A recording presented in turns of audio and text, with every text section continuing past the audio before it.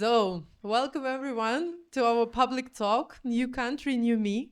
And first of all, thank you all for coming here, for being here this evening. We know that Wednesday evening in city center and November can be tough, but you made it. And I promise that it's worth it because these are amazing speakers. One more is still coming to us. And I think you will leave today inspired, maybe with some new ideas for yourself, for your future, maybe a little bit more brave, I don't know, or at least, knowing some stories from some people. Um, and it makes life more interesting, basically, because you know something else, something new. So, before we start with the public talk itself, and we're still letting people come to us, so I will tell you a little bit about Ladies Who Talk, who is hosting this public talk. My name is Irina. I'm a founder of Ladies Who Talk community. At Ladies Who Talk, we care about career, business, and well-being. So we are a community of professional women with some professional background and professional aspirations, and that's what we are talking about in our community, and not judging anyone, but just supporting each other. And we have the variety of events and formats.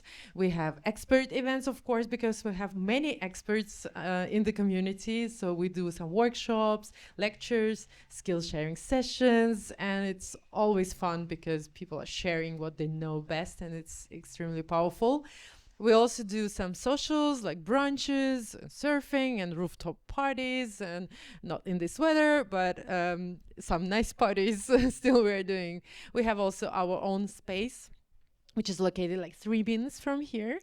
And we do their co-working days, and we do their our meetings and workshops and whatever we want, basically. We also have a beautiful app where we have a calendar of our events, and we have a members directory, and we have a chat to exchange some ideas, news, and of course some updates. And the community is all about warm intros. We helping each other to grow a powerful network. It's important that you say out loud what's bothering you right now, and we are there to help.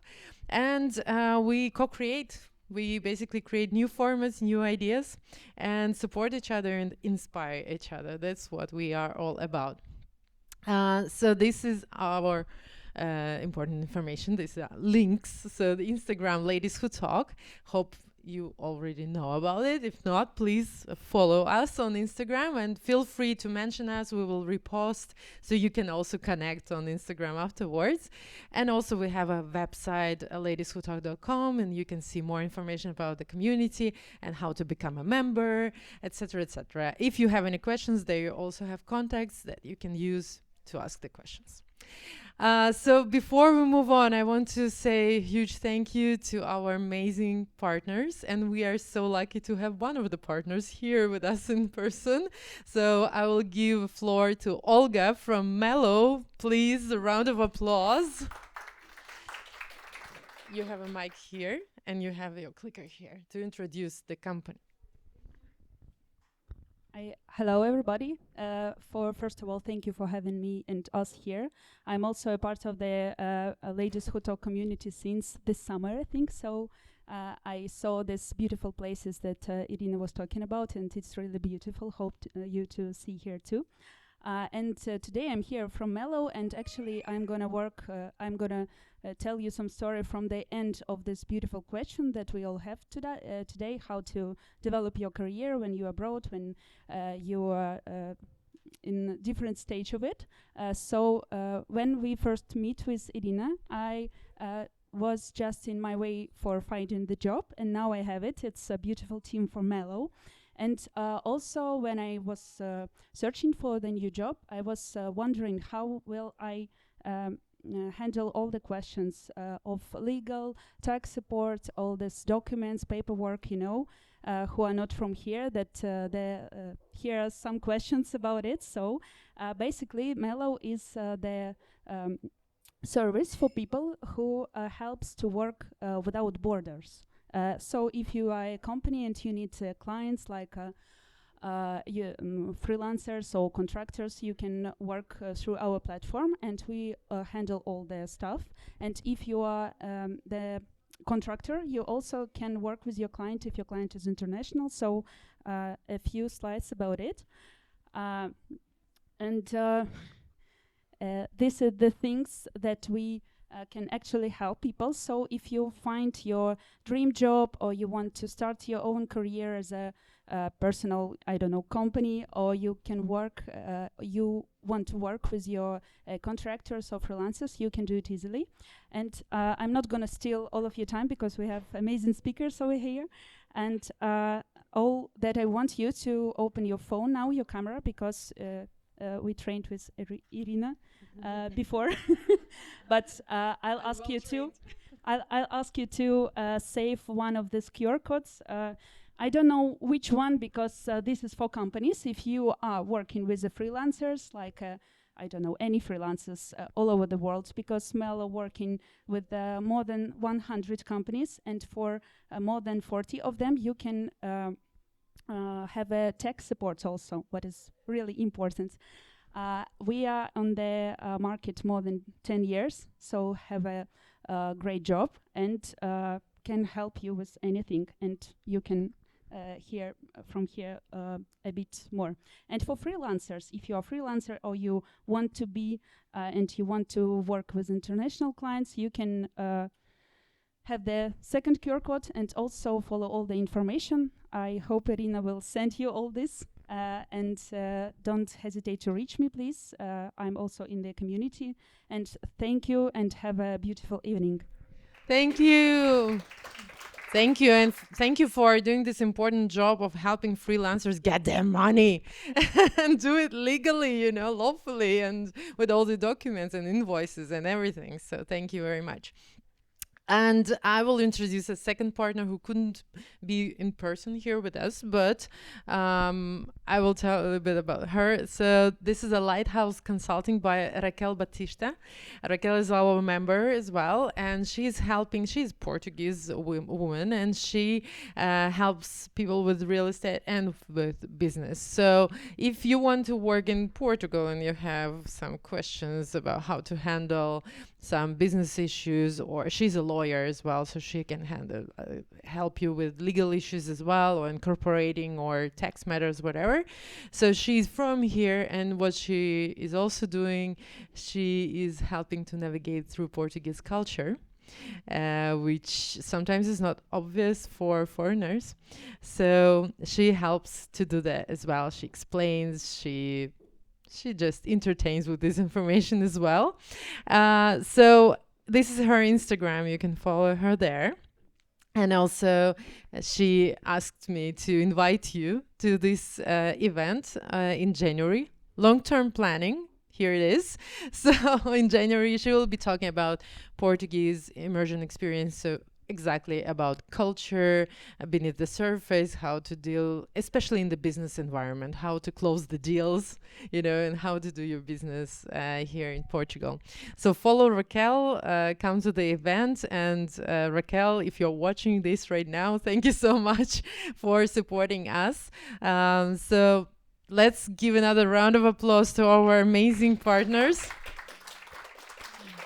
Without them, it wouldn't be possible to have this beautiful setup with live stream and this beautiful venue as well. So it's very powerful and very supportive for us. Okay, then I think we will move on to our speakers. Here she is. Hello. Amazing. Just in time. Everything is great. So we will be talking today about... But first of all, can I ask you to turn the music off? I don't think we need it. Yeah, thank you. We are calm enough, right? Relaxed. So we'll be talking today about 5 journeys of changing everything, including the country. Maybe not a family, but in this case, it's more about professional side of our lives. Changing careers, starting something completely new, starting from scratch. It's scary. And we promise altogether that it's going to be a very honest discussion. We are not here to say, it's easy, look at the success that I have. No, bad news if you came for only success stories. I'm sorry. We'll be talking about struggles and challenges that we face on this journey, because it's unfair to say otherwise. But first of all, I would like our speakers to introduce themselves and to tell a bit about you, what you're doing, what was your previous occupation, what you're doing right now, just briefly, and we will then move on to the amazing questions that we have. I will share the mic with Alex, and I will ask you guys to share that. Yeah, perfect. So let's start with Alex. Hi, everybody. Thanks for coming and taking the time. I'm really glad that I was invited to sit in this round of amazing, inspiring, cool women.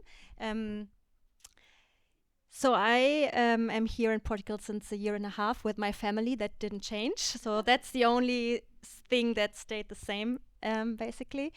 And yeah, what I do is I work as a leadership and change coach. And basically I work with people who want to find their voice again when the world around them got louder than their own voice, right? And I don't know if you can relate to that. I certainly can, because that's kind of my story. Before coming here, I lived in Germany. I worked for Google for 15 years almost.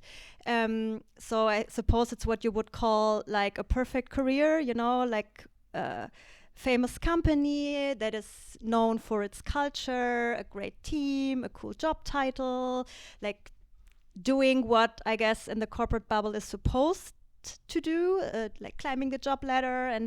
And it was great for many years until it wasn't anymore. And I always compare it a little bit to a relationship. So you are in this honeymoon phase and it's amazing. And then at some point you start there's like this little voice, maybe it's not perfect, maybe it's not so good, but you try to ignore it, to push it away. I don't know if you can relate to that. And then it gets louder and louder. And at some point, in my case, it led to a breakup with the company.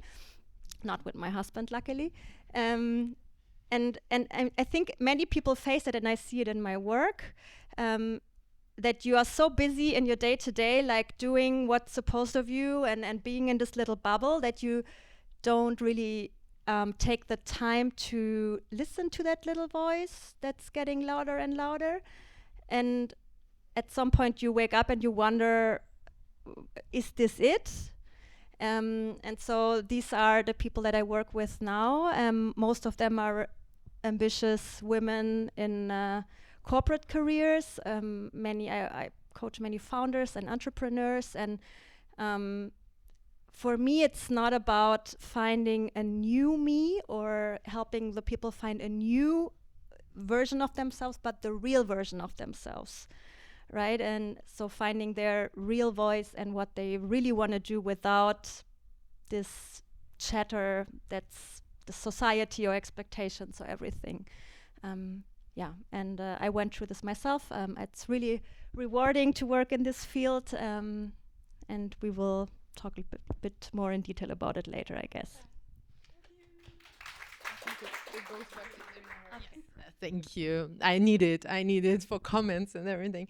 Thank you, Alex. Yes, there are a lot of inspiring stories there, so we'll get to it. Lena, do you want to continue? Sure. Is it working? Sure, yeah. Can you turn it on? No, turn it on. Yes. 1, 2, 3. Yeah, right. I'm Elena. I'm a former M&A lawyer. I've been working for 13 years as a lawyer. Started at Adidas, then I decided that it's too boring, and I moved to KPMG, spent 8 years there. Then I decided that it's boring again, and I moved to Clifford Chance, and there I found out that it's not boring anymore. I spent several years there, totally burned out. We're tired. It was even a period of a COVID. And then I decided that it's time kind of to retire, and I moved to the in-house position as the head of legal to the family office. And actually, I was pretty happy with what happening in my life, and I really enjoyed the job I was given, and really enjoyed the culture, the team, and everything. But then 2022 came to all of us, and we moved to Portugal. And I came to the point when I realized that being a Russian lawyer abroad is absolutely useless. Give me 5. And you know, you were studying to be a lawyer. Yeah, you were practicing for many years. I spent at least 12 hours per day at work. Sometimes, and more often 14 and 16. Sometimes I slept at work. And then I came here and I was like, what should I do? Because I cannot practice anymore. I'm not interested in the remote projects, and being in Russia while my family is here is quite a complicated thing. So I have to choose between family and my super cool career that I liked very much, honestly. And I thought that I was already 34, which is quite an old lady, according to Russian standards. And it's quite easy for me to find a job, but it's really hard to change the family this year in this stage. And I decided to quit my successful legal career and start a new life here. Honestly, I spent several months in a kind of a depression, but I think we'll tell later what happened next. But let's tell what you're doing right now. Yeah, now I'm a owner of a coffee company. It's a Wave Coffee Roasters. Probably you saw it in many specialty coffee places here in Lisbon. So yeah, finally I landed in this area, quite new for me. Still lots of things to learn here. And it's just a new part of my life. I honestly just closed the door of the legal career. This door is now behind me. It's not possible to open it. And but there is a new path in coffee. Cool. Thank you so much.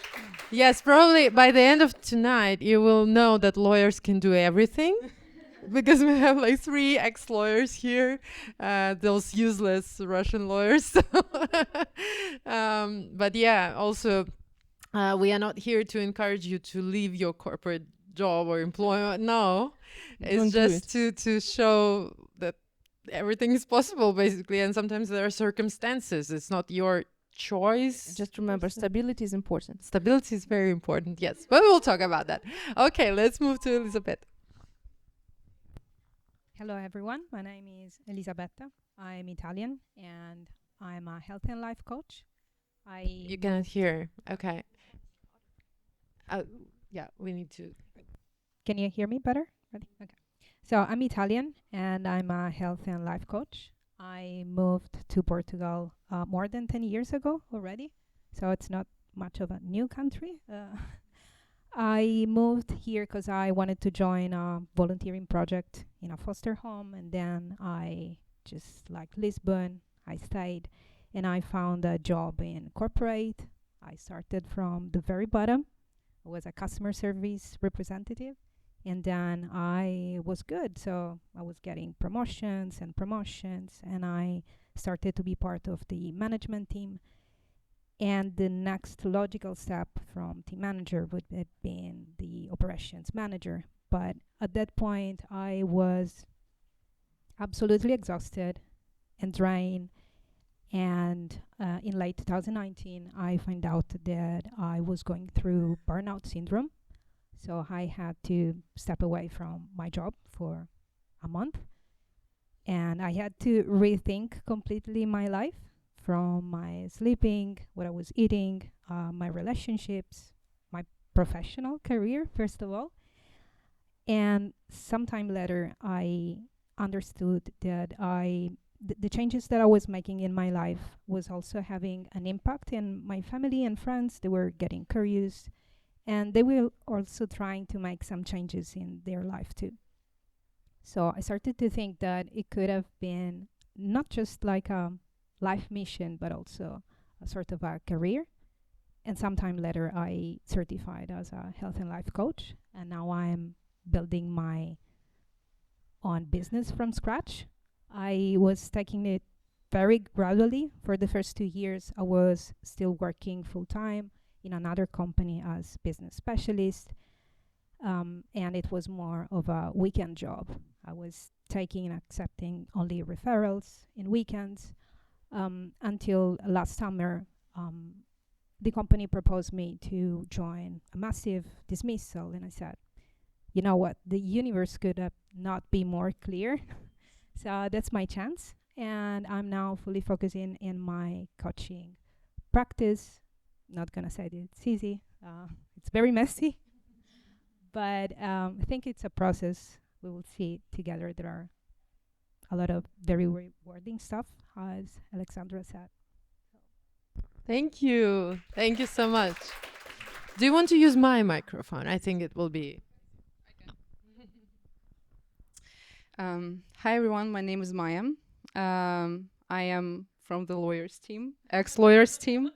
I used to be a corporate lawyer for 7 years.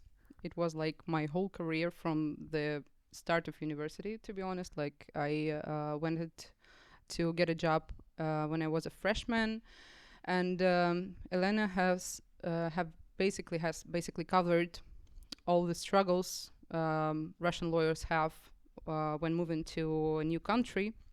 So I will not stop here.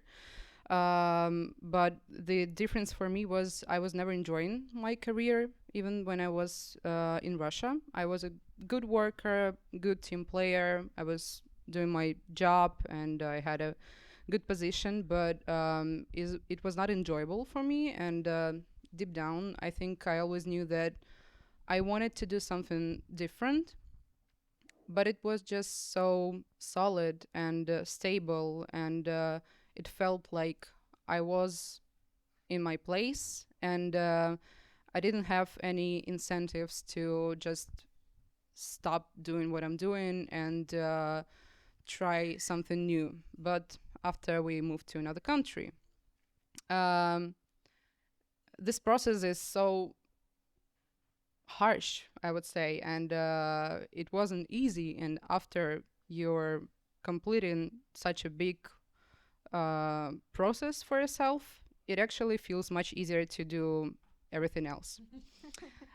So after we moved to Portugal a year and a half ago, I have actually decided to quit any job I had at the time. I was trying to shift to tech, of course. I was studying to become a project manager and product manager. I even got a job as a project or product manager. I cannot even remember right now. But it took me like, I think 2 months to realize that this is something I do not want to do. So I quit for good. And the only way I saw for myself at the time is to start posting on Instagram. So I became a blogger. Big success for my family. Yeah. I didn't have like an idea why I'm doing this. It just felt good, to be honest, to do something new. And I was sharing, like I am still sharing, but nowadays much less, my story about how we moved to the country. And you know, it's a big and very friendly community of people who are going through the same processes. So it was good. And while I was just posting on Instagram daily, I also got some hard skills, and also my followers started noticing that I'm good at filming, editing, scripting, and all that stuff. Some of them started asking me if I can help them with the content creation.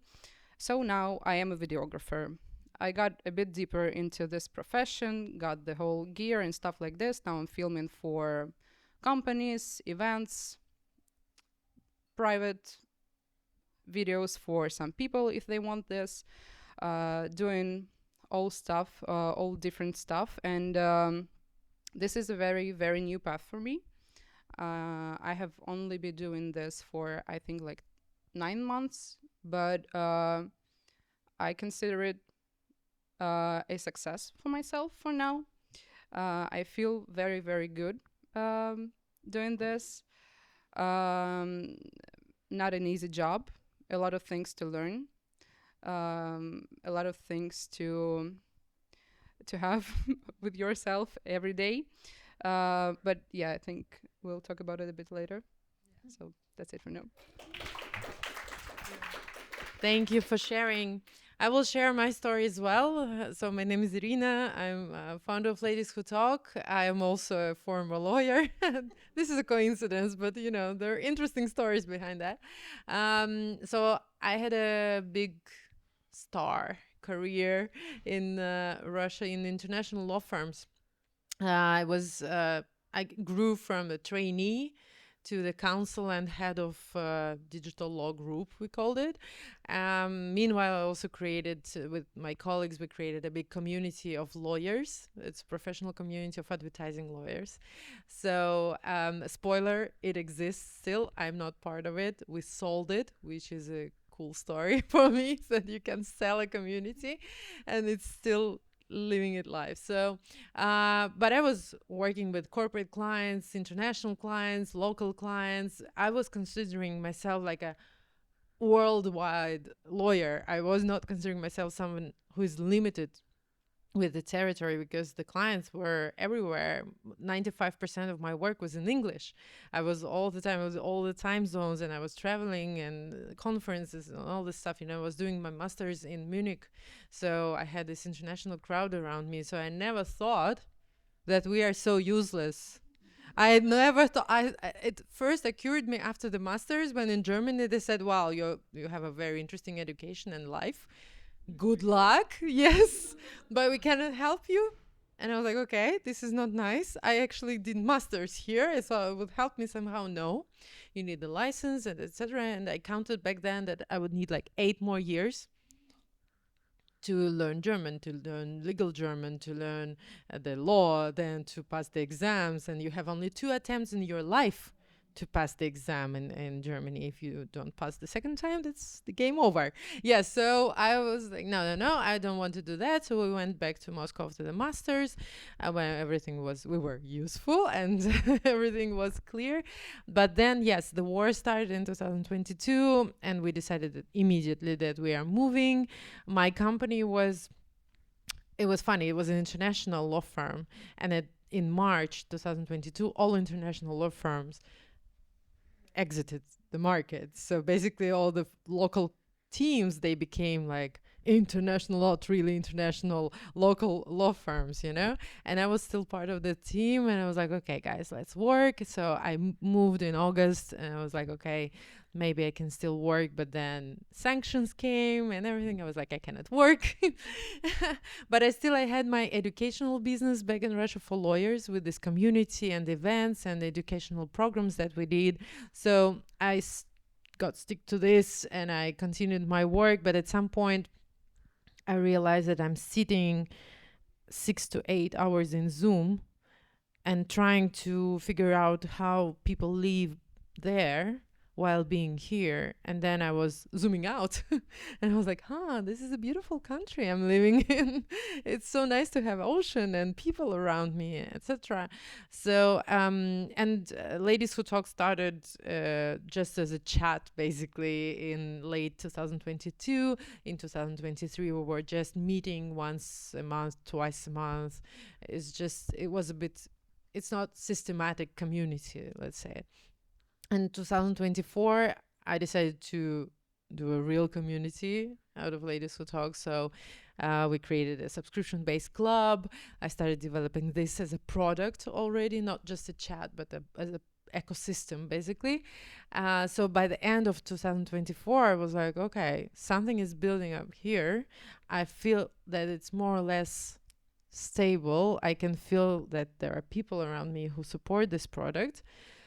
and I don't want to deal with the Russian legislation in any form anymore, because I was teaching people, which means I need to explain them why, what is the logic behind the law that we are like reviewing here. But I couldn't, so I was like, no, I need to stop. So as of January this year, I quit completely anything related to law. I'm not doing this anymore.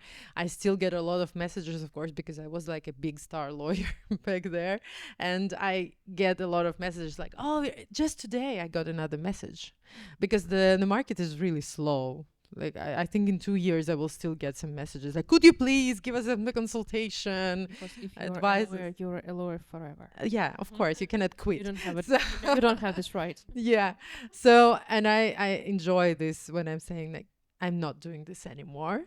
And I feel good at this moment, which means something.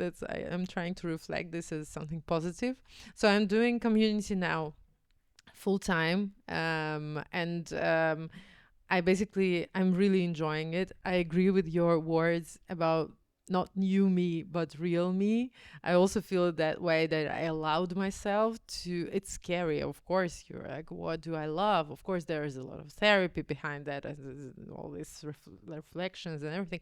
But yeah, this is what I really love. This is what I have been doing actually while being a lawyer. I didn't love doing the legal part. I hired a team and I trained them, and they were doing just fine. And I was going to conferences and I was doing moderating and networking and bringing clients, and feeding the clients and the work to the team that I hired. This was the system. So basically, I was already doing this for many, many years, but now I'm allowing myself to do this full time. I think there was some way for me to continue being in education for lawyers, etc. So I could do that. So this was a choice, not like a circumstances actually, but I think that it was a choice. And this is what I wanted to talk to you about also. When did you feel? Do you remember the day, basically, when you decided, okay, that's it? How did it feel? What did help you to feel it? Maybe also therapy or coaching or other instruments or maybe your family. Because for me, it was January. I went to Azores. January, Azores, bad idea. Don't do that. It was so bad. I mean, it was maybe beautiful, but we couldn't see it because of the rain and everything. So it was gray, and black. So, and I got sick there, and I had some time to think, and I don't get sick. It's not me. I surf. I don't get sick. So I got sick there, and I got some time to reflect. And then I realized that, okay, probably I don't really, because it was a vacation time.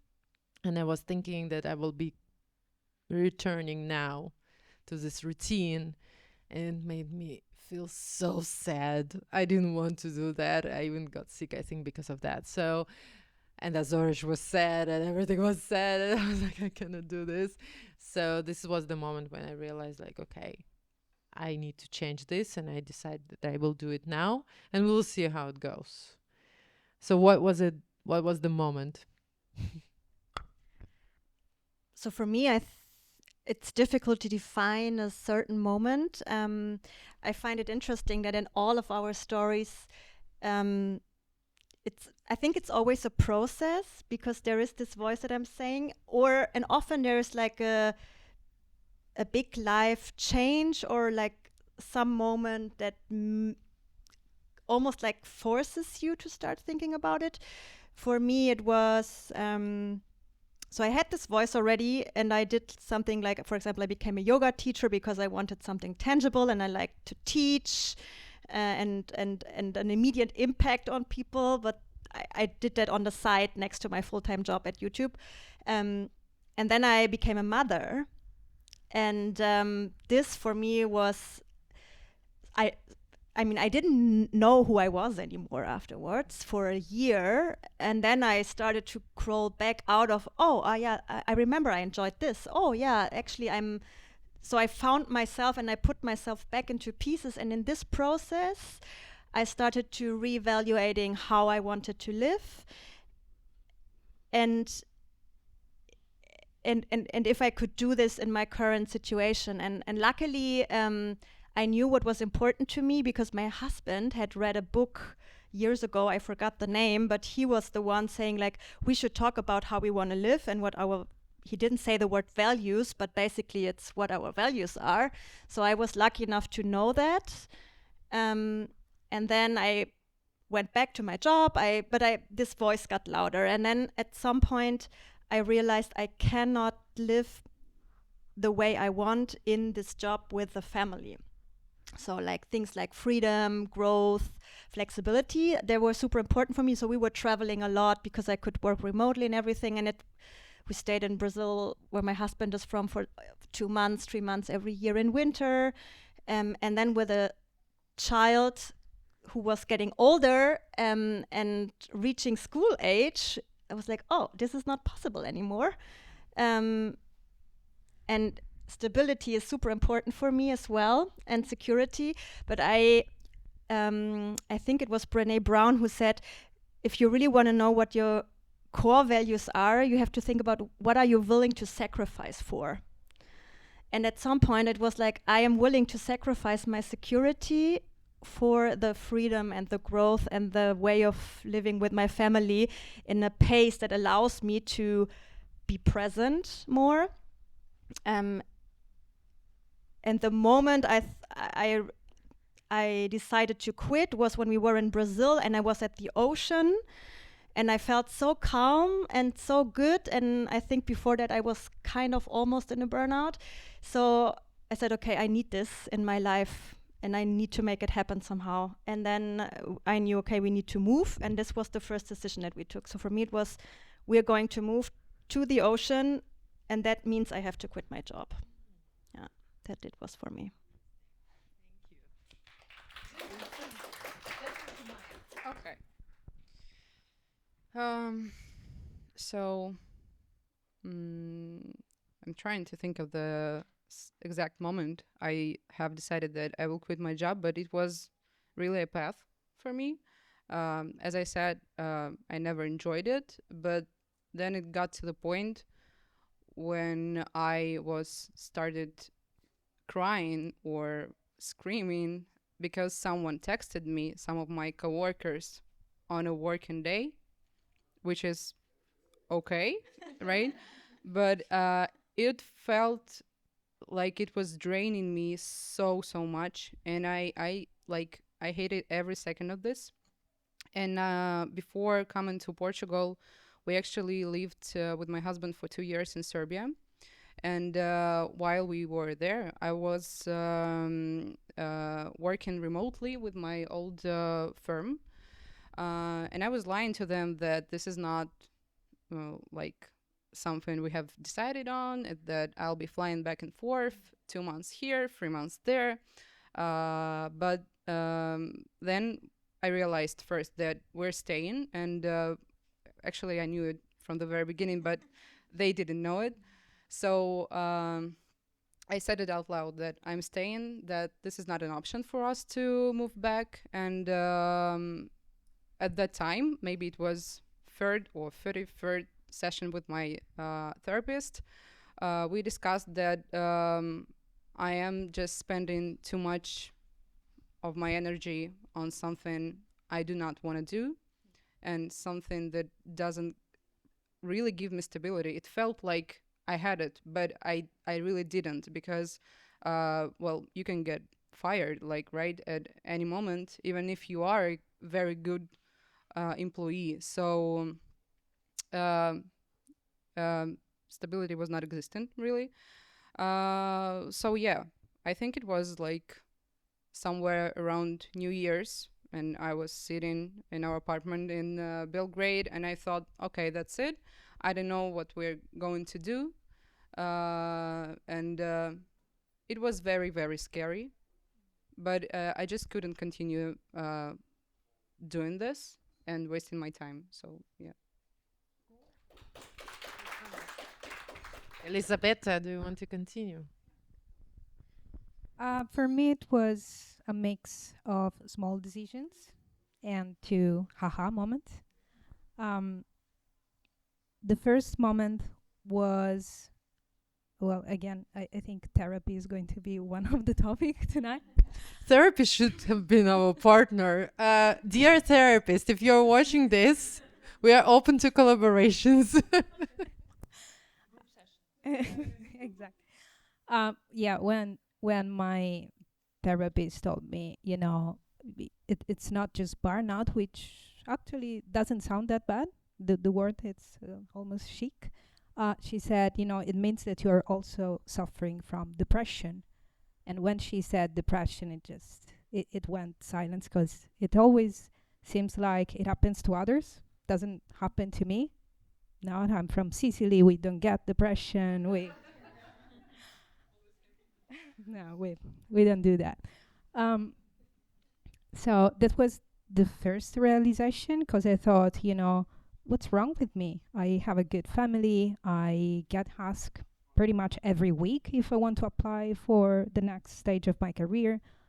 Well, the question, what's wrong with me? My therapist could write a book about it, probably. But the second haha moment was when I was already realizing that I didn't picture myself in the management. I did like the coaching part of it, but it also meant, staying in meetings for hours, speaking about pretty much the same things every week, and I didn't want to do that. And as I was seeing that somehow I could help other people looking for a purpose and making their life healthier, but I didn't know really how to do it, because I didn't want it to be a personal trainer. I didn't want it to be a nutritionist. Well, I admire both roles, but I needed to use my coaching skills for something. And then it's when I found out that there was a health and life coach certification, and said, this is it. This is really what I wanted to do. So, yeah, I think these were my two moments. Thank you. Elena, when was the moment? Well, there's probably no specific moment to start a coffee business, but I had a strategy how I decided to quit a job. We all know that Portugal issues residence permits for months and for years. And first my husband moved here, and when he moved, we were like catching the slot for a couple of months, quite fast. So he applied, and I was like, well, if he gets a residence permit or like in the next future, in the next couple of months, so then I'll quit a job, and I definitely need to move to Portugal to grab a kid, and we'll be living there. But everybody around was like, well, people are waiting for years, for 1 year, 2 years. Somebody's still waiting like 3 or almost 4 years. And I was like, well, I still have enough time to improve my legal career, to travel. I was living, like Mayya told you that she was lying that she will be traveling between two countries. I did that. I spent a month and a half in Moscow and 2 weeks in Portugal. It was like this, and I felt very comfortable. But the point is that he got his residence permit in 2 weeks. But you remember, I had a deal with the God, kind of. God, if he gets his residence permit, I will move to him. So I just didn't have any other choice, It's almost impossible to get a residence permit in Portugal in such a short period of time. And he did it. I still don't know how. By the way, we now applied for a prolongation and almost the same stuff. Like, he was waiting for 2 months, and I don't know, this country just ready to accept us, and this country is obviously just blessed us, and I decided that this is an opportunity, not an opportunity, that an opportunity, and I have to use it. Thank you for sharing. But it's important not only to have the opportunity, but to actually realize that this is an opportunity and take it. So it's very brave Thank you so much. Thank you for sharing. So we also wanted to share what was the most difficult part. I mean, so far, I think it didn't sound light at all.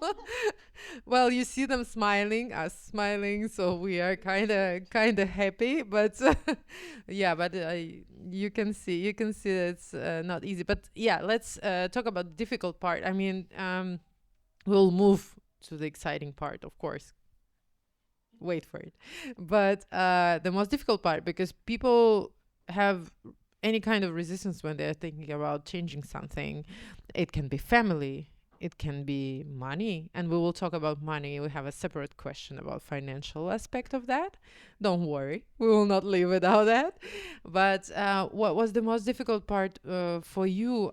I will tell a little bit about myself. When I decided to quit the employment world, let's say, and become an entrepreneur, but still connected to the legal world because I had this business. So I actually, there is a funny story. I actually worked for 3 weeks for the same international law firm, but in Portugal. We were negotiating my contract for half a year. Finally, I got my residence permit. We signed a contract, and then in 3 weeks, I was just, this is not working anymore because suddenly, there was a perfect plan. I even hired a very expensive coach from a legal world, and she was great. We built the plan. I followed the plan. I reached the goal. But just the thing is that throughout How to become a partner. no, how to be part of this international law firm here, not being a lawyer, but being the part. And I reached the goal, but suddenly I realized that during this half a year, maybe something changed in me, so it doesn't work anymore. So I quit. And of course, this was a scary moment. My family was in shock, of course. My therapist was like, she was the first person that I called, actually. I was like, can you believe it? She was like, yes, of course I can. But yes, she was very supportive. My husband was like, this is your therapist. This is not... So family was a difficult part. Of course, my mom, who always wanted me to be a lawyer, I was doing pretty great. As Elena said, I did very well. So, of course, she wanted me to have stability, and there was a great opportunity working in Portugal in this international law firm. And so I quit it, and I went to a surf camp for 2 weeks. 2 weeks of surf camp, like every day surfing for 3 hours. So when I came back, I couldn't remember why I decided to do that, because I just didn't. I think my brain got washed pretty effectively. So I couldn't remember why exactly did I think that it was a good idea to quit employment and to start being an entrepreneur and doing something else. It was very difficult, but step by step, of course, with all the instruments that we have and with the business itself, of course, I remembered why I do this. Well, it was a difficult thing. So let's leave a little bit aside the financial part for now, because we will talk about it extensively in the next round. But what was also difficult, and how did you overcome it?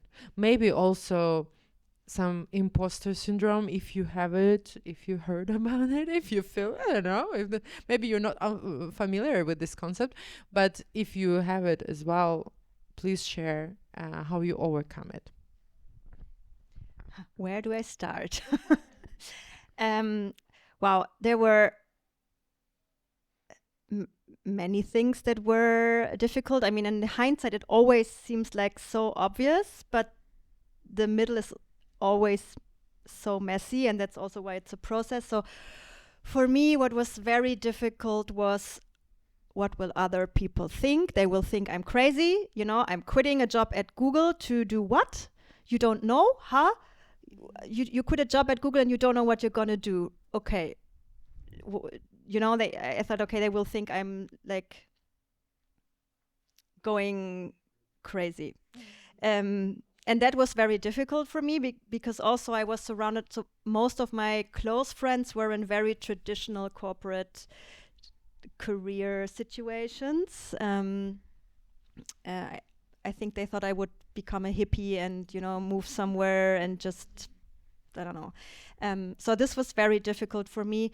Then also imposter syndrome. Oh my God. You know, like the world is not waiting for you to become another coach. Also, I think, you know, sometimes we don't see our strengths because they come so natural to us and so easy to us that we think it's not a big deal. Yeah, exactly. I think many people have that. And so I really always advise on really doing an assessment, a strength assessment, and really spending some time on that, because once I acknowledge that actually being able to read a room, seeing that person for who this person is, being able to hold this space, to create this trust is something, is a strength. So I was always like, this is not a cool strength, you know, it's not like being super assertive or networking or whatever. So spending time reflecting on my strengths was very important for me to overcome that. I still have the imposter syndrome, okay? So I'm not gonna lie. But to have a tool that reminds myself of how to overcome it. So my story for imposter syndrome is actually, I was at a yoga retreat a couple of weeks ago where I held a workshop, and there was a woman, she came in the room, I thought she's so cool, like her aura and everything, she was amazing. And then she tells me she's child psychologist, and I was like, that's so cool. So wow, like this is something really useful, you know, she's really adding value. And then on the last day we had breakfast in a group of other women, and all of them were super cool and doing amazing jobs. And then this child psychologist says, I really mean, you are all so cool and doing so many great things, and I feel so less next to you. And I was looking at her, I was like, what are you saying? You know, and then I realized, why are we always so harsh to ourselves?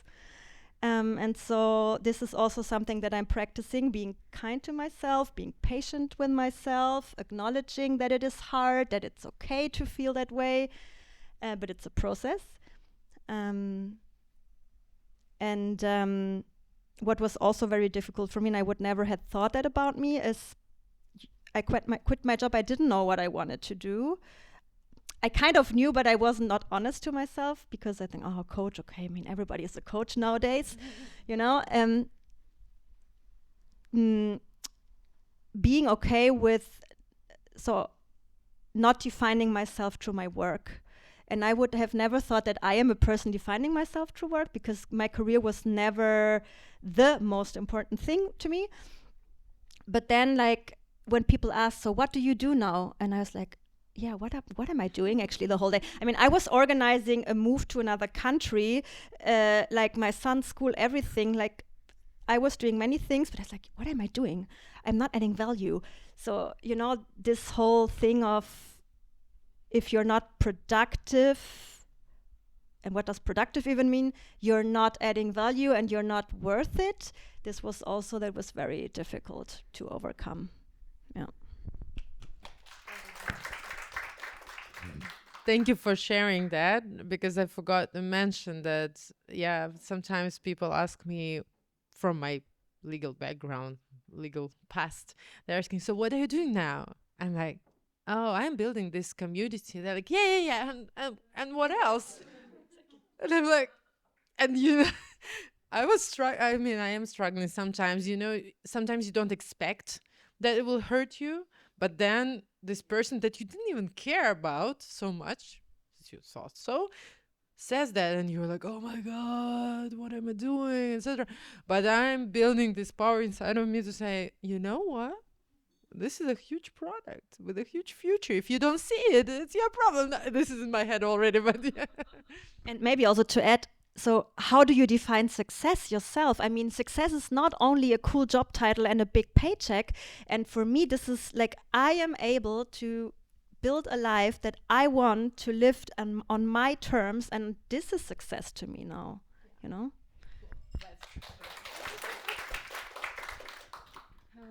I can relate on so many levels. Yeah, well, honestly, like, I think the hardest moment for me was were my own boundaries in my head, my mindset. because I think all of you can relate. When you have this very good and shiny corporate job, you're signing off very big contracts, big numbers, big money, you're responsible for so many things, it kind of gives you power. You feel like a very, very important person. And then, first of all, if you don't know what to do after this, or if you want to do something that is less important for society, it feels like you're like it's going to be a downgrade. So I was very scared of disappointing everyone, I think, around me, my family, my husband, my friends, in some ways, I don't know. But of course, it was like always about myself, about some, I don't know, maybe I didn't have some core proofs for myself at the time that I do not need to have this job to be good for everyone, and I do not need all of those things. So it was the hardest thing to overcome, really. And as for imposter syndrome, it's my middle name. Well, I didn't have it when I was just blogging, because you do not really need the expertise, I think, to be an influencer. But when I started filming for people, for companies, when I started charging money for what I'm doing, that's when it came into game. Because last week, for example, I was shooting on Web Summit and a musical concert next day, and it was two very new experiences for me. And when I came to the Web Summit, there were like 10,000 videographers, all of them, almost all of them, men, with a very huge gear. And I'm there without anything, really, like only my camera, one lens. I brought nothing else, because that's all I need really to shoot. And I was so overwhelmed. I started texting my husband, my friends, like sending them videos of, look at him, I'll do the better job. So yeah, it was stressful, but in that situation, I had it like I used the tactic of fake it till you make it, and I was like holding myself very professionally, like, don't worry, we'll go there and here, and they felt like it was all, they were in good hands. Yeah, actually, yes, because I know deep down that I'm good at what I'm doing right now, but every time you face someone with a much more experience, it can melt you down. The other example is a concert, and I was supposed to be the only videographer, but then at the last minute they got a very, very big production with 7 cameras, 7 cameramans, and they're all going around with headphones and mics, saying to each other what's supposed to be in the shot.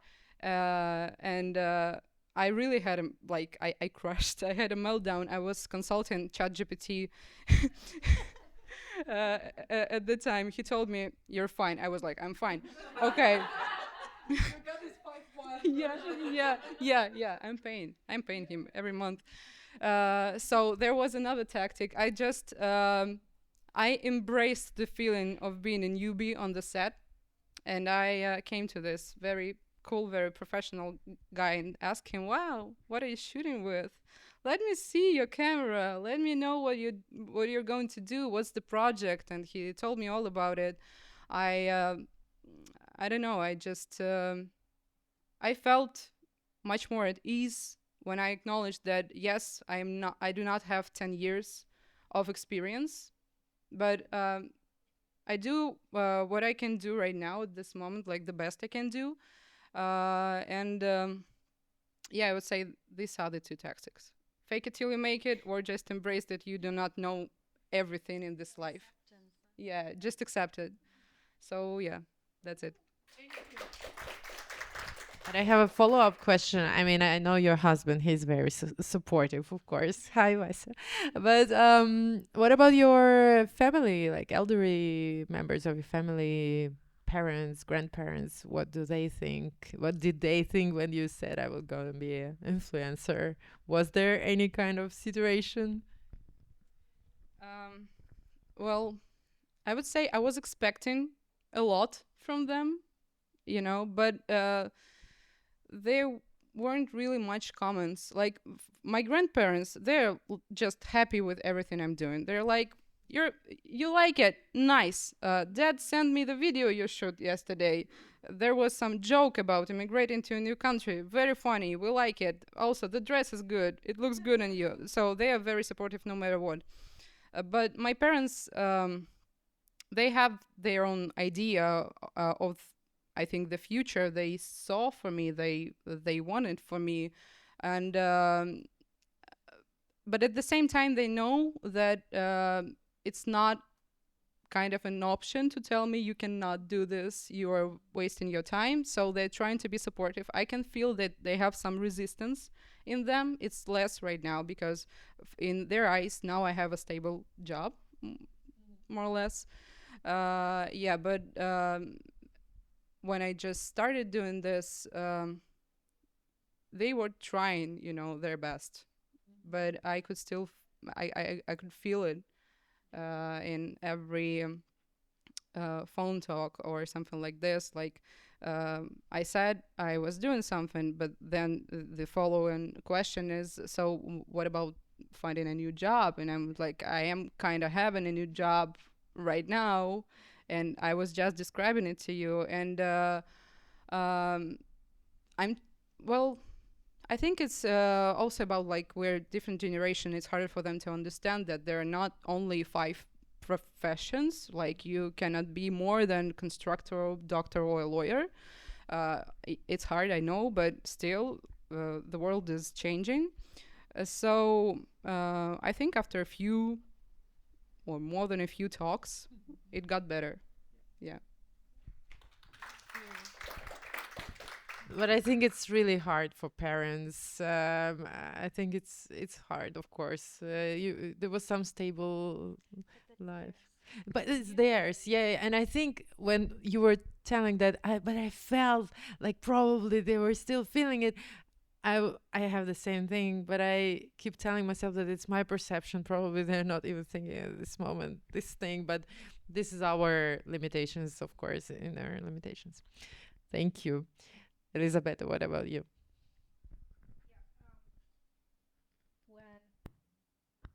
Okay, so when I was talking to my husband, when the company offered me the agreement to leave, I said, you know what, I think I should take it. And he was super supportive. I know he was dying inside, but he tried his best. It was very nice. And my parents, well, I don't leave. I had to learn with time to establish some healthy boundaries in general in my relationships, on what I allow other people's limitation to project them onto me. And I try to do the same with my limitation on other people. But definitely they don't get what I do. From time to time, I try to explain them. But yeah, it's a process. I would think that the most difficult part for me, it was more in it's the handling everything everywhere all at once. Because before that, I was doing one job. Now I'm a coach. I am my own marketing specialist. I am the sales coach of myself. So, and especially when it comes to marketing and sales, there's so much information out there. And you open the social media, and there's this beautiful strategy. And you think, oh, I think this one might work. And you replan your business according to that. And then 5 minutes later, there's another reel that says exactly in the opposite. If you're doing that, you will fail. And I said, oh my God, I need to rewrite everything again. So one thing that I'm learning and applying now is that I don't have a background in sales and marketing. So I'm trying to learn more. Because once you learn and increase your knowledge, you have more competence to understand what might work, what it might not work, what it's aligned with you, because there are a lot of very successful strategy. It doesn't mean that they are aligned with your own one and your vision. So this is the main struggle for me. When it comes to imposter syndrome, it used to be giant. I remember when I did my first coaching session with a client that was not a family member or a friend, because during the certification you need to have some case studies. And I thought, okay, I panic 5 minutes before the session, then I breathe, and I will put on this hat. I'm the expert. I'll do the session. With practice and learning and studying, I think it becomes much easier. I don't know if will ever completely disappear. I don't want it to disappear completely because it keeps me humble and focused and growing. It just needs to be in its corner, just not, eating the rest of my life. So yeah, I think that. Thank you. So, a lot of difficulties in this corner. What was the most difficult? Well, my family actually was very supportive, and my mom said, "Thanks God, she finally quit this job." It was like this, and my husband was happy to see me here in Portugal, and I finally met my kid, my daughter. Yeah, she was 8 years old by that time, so it was like I was born her, and I met her in 8 years. Yeah. And from the family perspective, it was perfectly fine. It was, of course, a great problem for my mental health when I stopped working hard and finally found myself like without a job, without doing nothing, like laying in the bed. And well, I'm not in a rush. I don't have any Zoom. I have like nothing to do.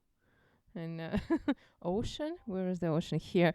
And I remember that in the middle of this process, I came to first branch of Ladies Who Talk, and this was the first time I met Irina. And at the table where we were all sitting, there was a girl.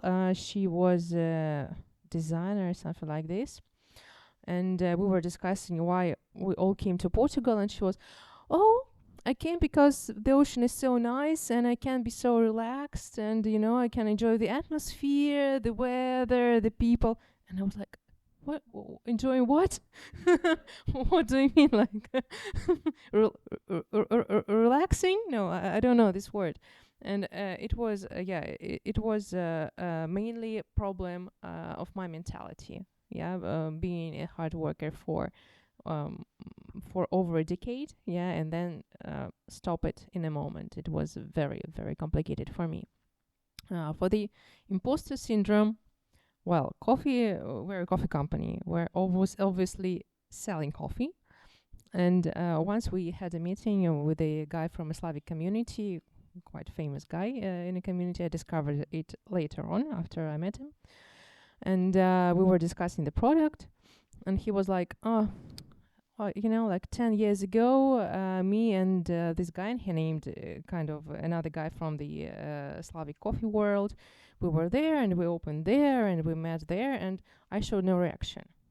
I was like, Then, like 5 years ago, with this one, and he again named a famous coffee person, and I was like, okay. And he's like, "Guys, what did you do before you started a coffee business?" And I'm a corporate lawyer, and my husband, and I'm a corporate financist. And it's still a big way for us, because when we meet coffee owners, when we meet cafes, restaurants, people are like, "Well, we started a coffee business 17 years ago, started there, then we were here and there, and so on and so on." And we were like, "Well, we started a year ago." And here we are. Here we are, yeah. Nice to meet you. And it's sometimes very complicated, because we are now at the level when we meet people who are much more experienced in a coffee.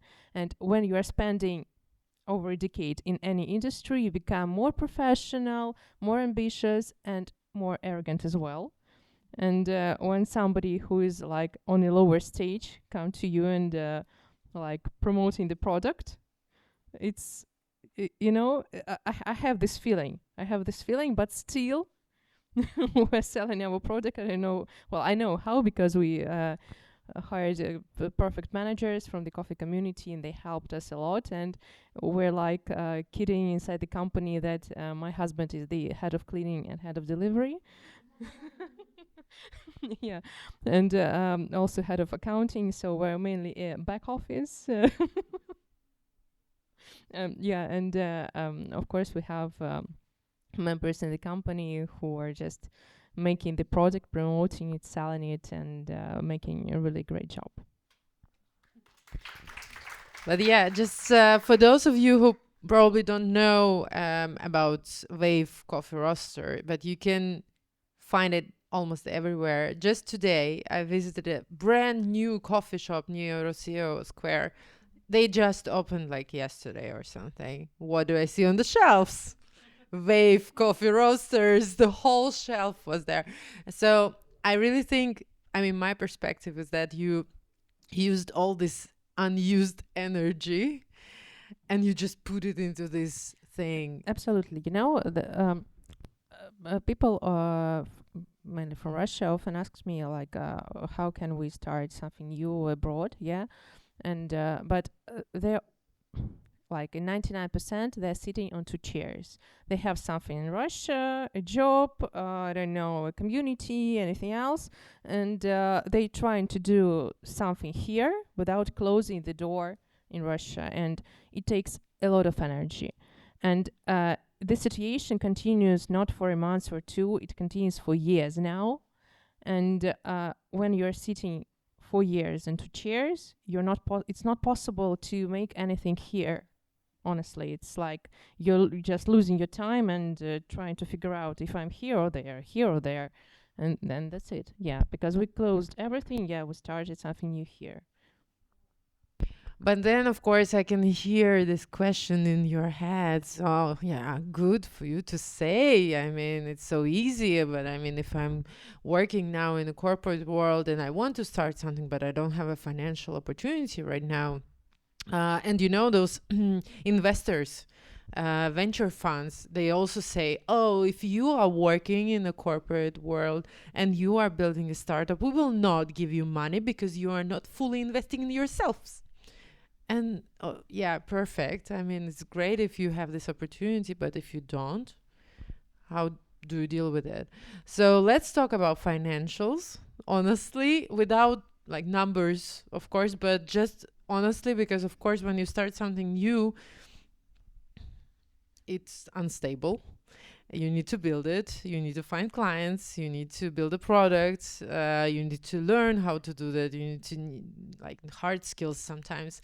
Of course, it's good if you have financial support from your family, for example, or you have some financial savings, right, that you got from your previous life, let's say. But they can come to an end, surprisingly. So yeah, I mean, let's talk honestly. How do you deal with this? I mean, what helped you probably, or did you start like knowing that from the day one I will earn this amount of money and it will support me? So how does it work? Because I mean, I can talk about myself as well here.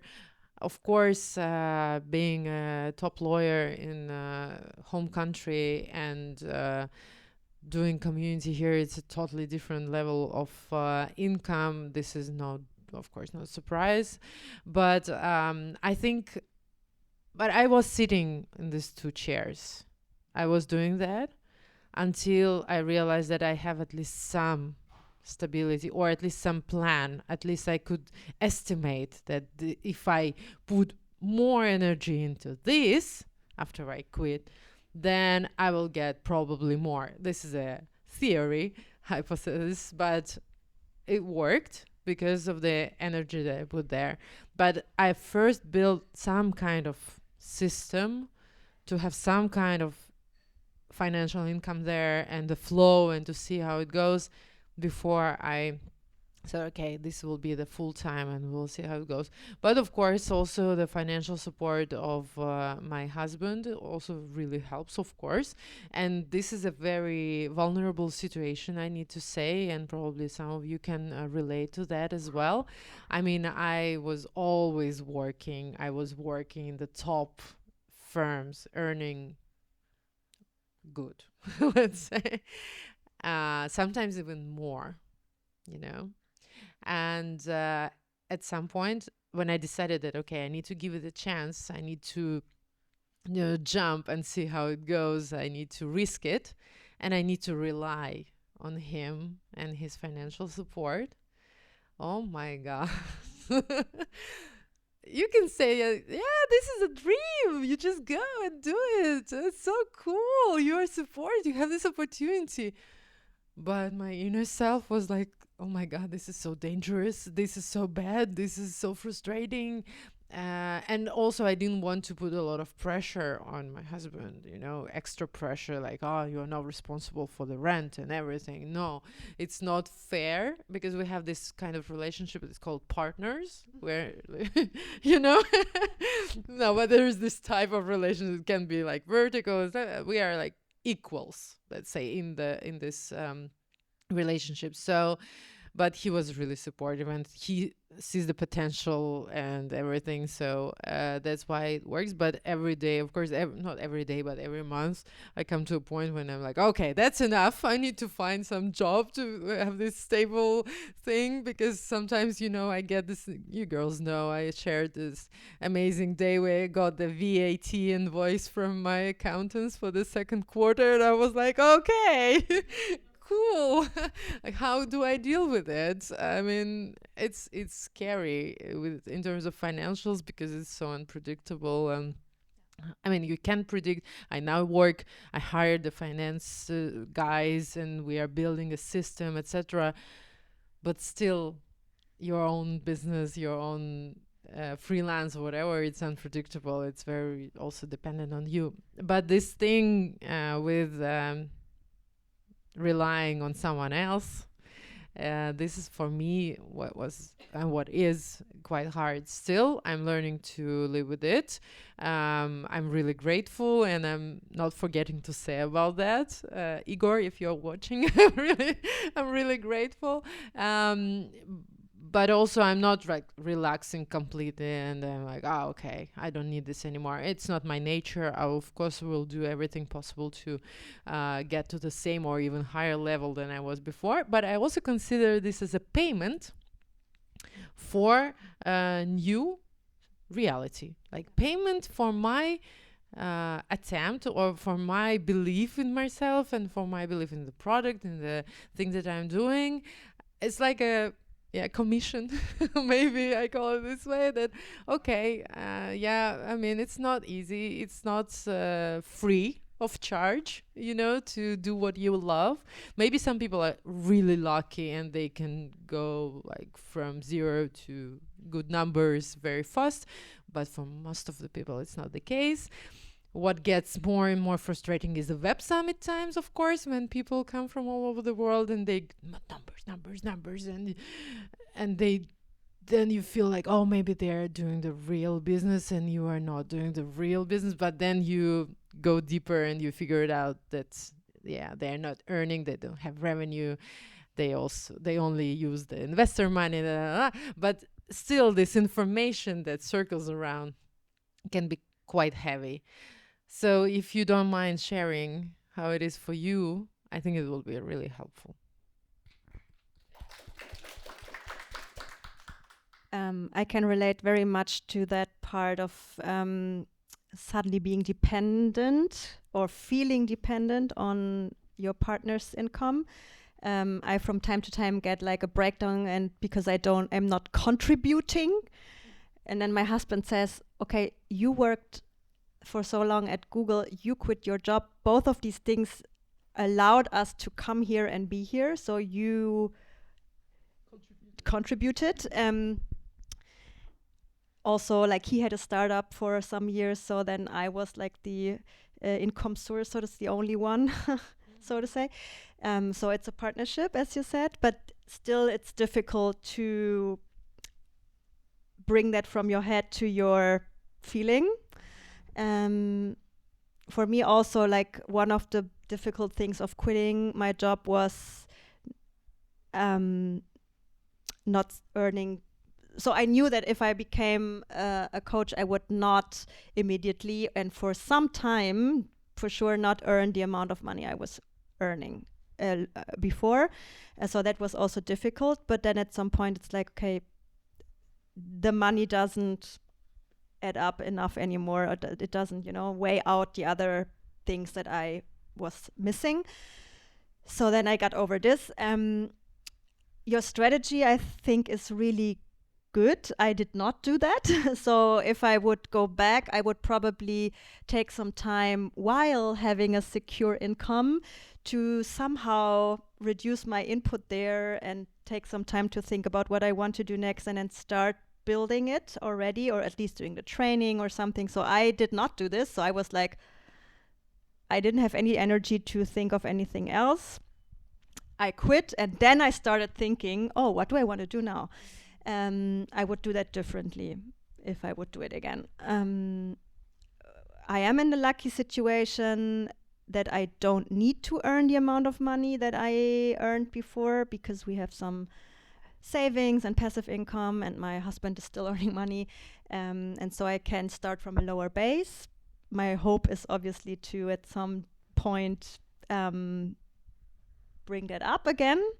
But yeah, so I think what helped me, what helps me, is to have a very clear overview of my financial situation. So I know very well what we have, what comes in, what we spend, and how long I can be on what level.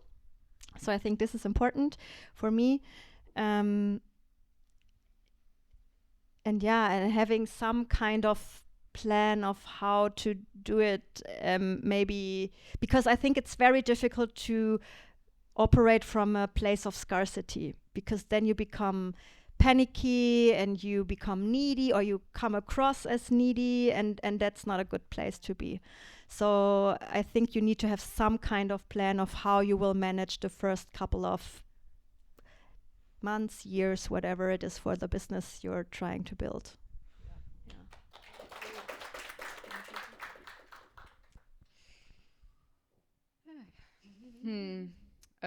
So by the time I have decided to quit any job I was having back then, I had no savings, like, at all whatsoever, after moving for 2 times already. And that that was the time when my husband stepped in, and he told me that it was the time for me to quit and to just take a break.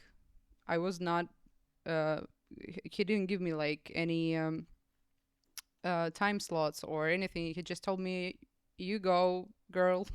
You do your thing. You try to find what will give you the thrill, the new profession, the new job.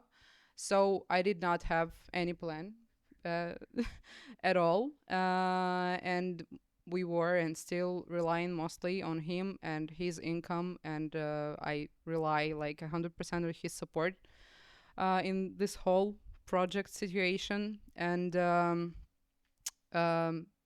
I think the thoughts I had at the time is that since I'm starting to build a brand of my own and started to get followers and stuff like this, I'll grow my Instagram page a little, and then I'll have some partnership.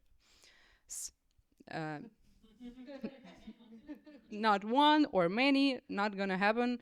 Well, it happened at some point, but it's not the money you can rely on, really. It is, I would say, very pleasant incentives to continue doing this. But if you do not have like a really big amount of followers, it's not something that can like give you normal amount of money to live especially in Europe, especially in a country where you do not have a like apartment of your own or something like this, where you have to spend money on rent and medicines, like all this stuff. So I really started making money only when I got some hard skills, and when I started selling what I'm doing to other people. And the prices were of my works were not very high at the beginning, in the beginning of this process. And I'm still trying to understand what are the normal I would say paychecks for videographers in this field, because it's still very new to me, and it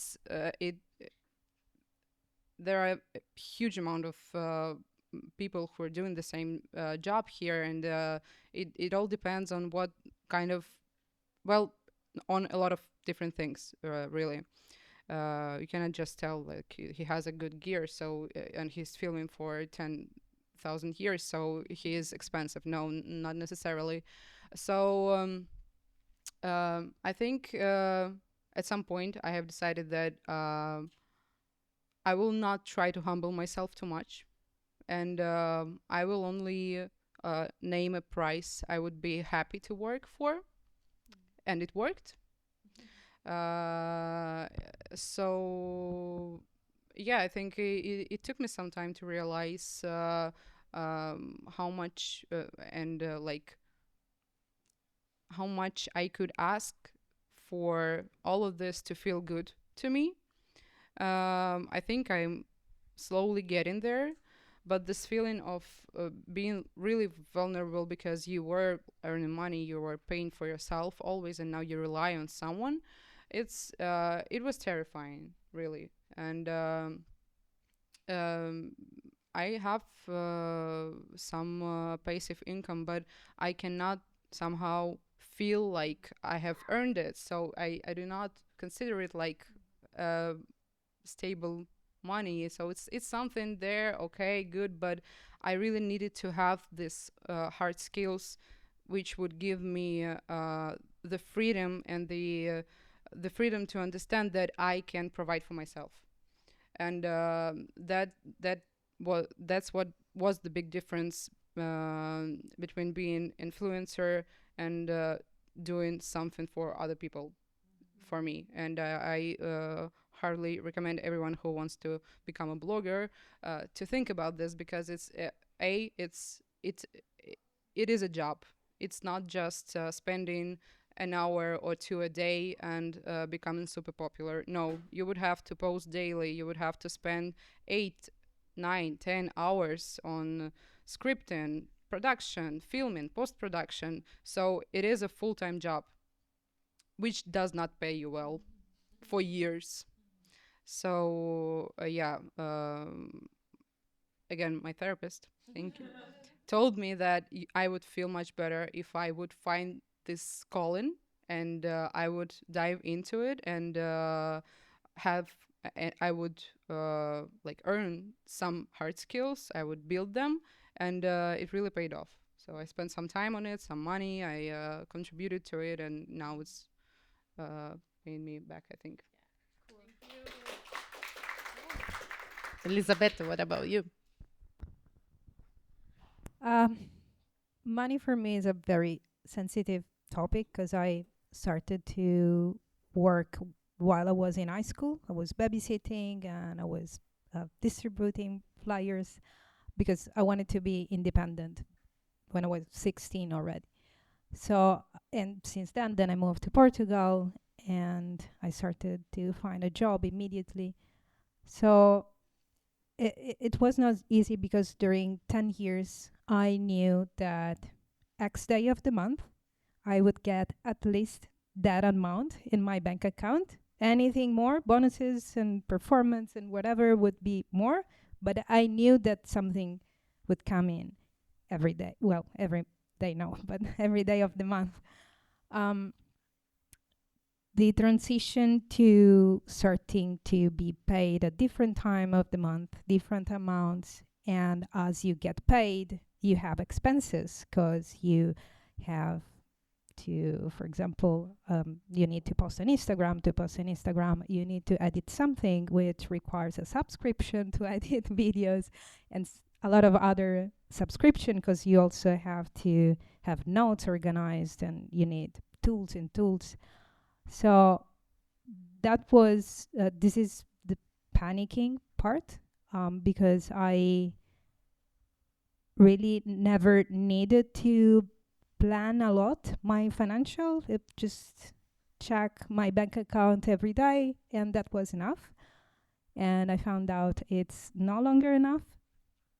So one practical advice that I can give, it's monitor every day your expenses and your income, anything that comes in, because it makes you more aware of where your money is going and it makes you invest in a more thoughtful way. And sometimes you realize, okay, maybe this tool that I'm paying for is not that necessary. How I can rethink this tool in nowadays there are a lot of tools that are also free. You don't need a subscription for everything. So this is something very important that I learned the hard way when I realized, oh, I'm spending more money than I'm getting. So, surprise, yeah.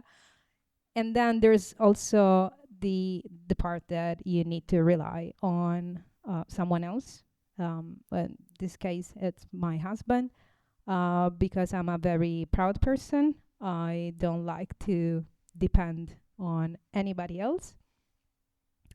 So this is, I feel like I need to contribute more. I need to feel like I'm investing not just my time, which is very valuable, of course, but also money and everything we need to invest on every single day. But I'm also learning an important lesson, which is I grew up in a family that thought that having a stable job is everything because you have a stable paycheck. But if that is the only income you have, and one day people just tell you, okay, you're no longer needed, goodbye, you don't really have any other income. So I am deconstructing this idea of this one job only and one income. Because if you have, I imagine money now like an apartment. If you spend your life in one room, and this room is beautiful, it has everything you need, but the rest of the apartment is empty. If there's an incident, that room burn, you just leave the room, and there's nothing left in the rest of the apartment. So I think this is an important lesson. Learn from me, because it was a bit painful.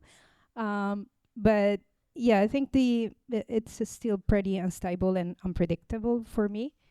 But I know it will get to a point where I will have an idea of more or less what I will earn every month. But it's a process, and for me, it's been difficult at times. Thank you for sharing. That's a great advice, actually. Yes, we also got like a family money, not accounting, but the huh? No, the thing that goes automatically and you distribute the expenses and you see what's going on, what's going out. It's well, it sounds so obvious, but it's actually quite surprising. But also, it's quite hard to find the software or the application that actually works for you. So it's okay not to choose the first one, but also I'm introducing the same into the business accounts, and also it requires a system which is different from the system that you use as the owner of the business for your like understanding of margin. And no, this is a cash flow. So I'm learning these new words with the finance guys. They are very patient, so they're like, no, this is P&L, this is cash flow, here we go. That, and yeah, I mean, I don't know these terms. I kind of understand the system, but I'm learning how to use it. But I agree with you that it gives more clarity and more awareness. And of course, you can see trouble there, but you are aware of the trouble and you can solve it. So yeah, thank you for sharing. Elena. I have an unpopular advice. You were talking about planning, structure, strategy. You know, if I started doing this like 3 years ago, I've never quit my job, honestly. Never, never, ever. Because all these movements is kind of a huge downshifting for me and at this moment. But I definitely see that it's a kind of another category of living, being an entrepreneur and not being an employee. It's like two different universes, absolutely. And of course, when you are moving to even when you're moving to another company, you're sometimes losing, yeah. And when you're moving to another country, to another sphere, when you start a business, that's kind of an obvious thing. But if I did a calculation, never ever. It's because you know, it's scary. The brain is like, what do you mean? What are you going to do, stupid girl? And it's kind of it's on the instinct levels. It's kind of a protection. Oh, I won't do this because I'm now in a very comfortable, warm position, and well, I can afford a lot. And why should I? Why should I jump? Why should I jump? But sometimes you have this feeling inside that you have to jump, and this rule that is better to do than thinking that you didn't do it and what would have happened if you did it, and so on, so on, so on. Yeah. And if you feel that you'll be losing energy on these thoughts, it's better to try. Because on the basis of my experience, I honestly believe that on the basis of the experience of these ladies, if you're not successful in the new area, you always have a way back. Always. But your brains will be like, well, we know what will be happening there. It's all clear. It's all the same scenarios, all the same systems, and obviously we will survive there. But let's try something new. Let's see how it works. And yeah, that's my point of view. I totally agree with what you said. And there's also this quote that came just in the right moment for me. It's like, you cannot have courage and comfort at the same time. And in order to grow or do something new, you need to go through this uncomfort, and you need to be courageous. And one thing that I did back then also is like exactly what you said. So I tricked myself into feeling secure by saying I can always go back, you know, and that helped me also just jump. And I mean, there's like studies about like the biggest regrets people have by the end of their life is not having lived the life they wanted, but some life that somebody else or society or whatever wanted for them. And so I think if that's also my, not therapist, but coach back then said, okay, do you regret something that you did in your life? And then I thought, and it's like, actually, no. I mean, maybe in the moment I did some mistakes or something, but looking back, they led me to where I am now. And so, no, normally people don't regret things they did, but the things they didn't do. So it's a good advice, I think. Yeah, absolutely, absolutely. Thank you. We have one question left about the most positive things that you already shared quite a bit. I think we could open the floor for questions right now, because I'm also conscious of time. So if you have any questions that you would like to ask any of the speakers or all of the speakers, please raise your hand, and we will give you a microphone so that the people who are watching the online stream can hear you as well. Are we ready with the mic? Yeah, okay. Are we ready with the questions? Do you have any questions? Something? Yes, Maria. Just use this one, but be loud, okay, so that we can hear. Okay. Don't think that it goes to the live stream. okay. So I have a question. Can you answer just few words. Yeah, regarding that part of transition, legalization. I'm really very interesting. Let's say how to legalize your business or your like new deal, yeah, in the country which potentially you don't know the culture, yeah, and all this. Was it difficult, and how it was? Can you share?